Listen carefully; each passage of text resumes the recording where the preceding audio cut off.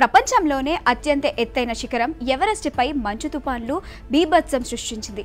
టిబెట్లోని Everest పర్వతం తూర్పు వాలు వైపు నుంచి దట్టంగా మంచు కురవడం ప్రారంభమైంది. ఇది తీవ్రమైన మంచు తుఫానుగా మారడంతో సుమారు 1000 మంది పర్వతారోహకులు క్యాంప్ సైట్ల వద్ద చిక్కుకుపోయారు. ఈ పరిస్థితి వారిని తీవ్ర ఇబ్బందులకు గురిచేసింది. స్థానిక అధికారులు, రెస్క్యూ బృందాలు, స్థానికులు సహకారంతో సహాయక చర్యలు వేగవంతం చేశాయి. ఇప్పటి వరకు 350 మంది పర్వతారోహకులను సురక్షితంగా రక్షించి క్యూడంగ్ అనే సమీప టౌన్షిప్కు తరలించారు.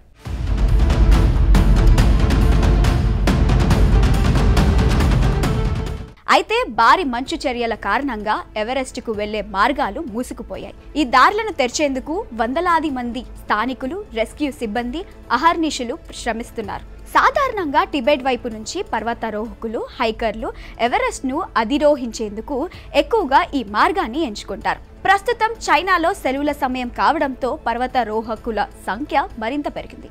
ఈ సమయంలోనే మంచు తుఫాన్లు సంభవించడంతో వారు శిఖరంపై చిక్కుకుపోయారు. తీవ్రమైన చలి కారణంగా కొంతమంది హైకర్లు హైపోథెర్మియాతో బాధపడుతున్నట్లు రెస్క్యూ బృందాలు తెలిపాయి.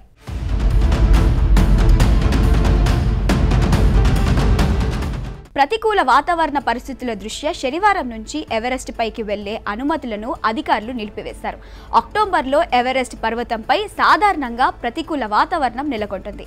ఇదే సమయంలో సరిహద్దుల్లోని నేపాల్లో భారీ వర్షాలు, మెరుపులు, వరదలు, కొండ చర్యలు విరిగిపోవడం వల్ల 52 మంది ప్రాణాలు కోల్పోయారు. ప్రస్తుతం ఎవరెస్ట్లో చిక్కుకున్న మిగిలిన పర్వతారోహకులను రక్షించేందుకు సహాయక చర్యలు కొనసాగుతున్నాయి. వాతావరణం మెరుగైన తర్వాతే ఈ కార్యకలాపాలు మరింత వేగవంతం కానున్నాయి.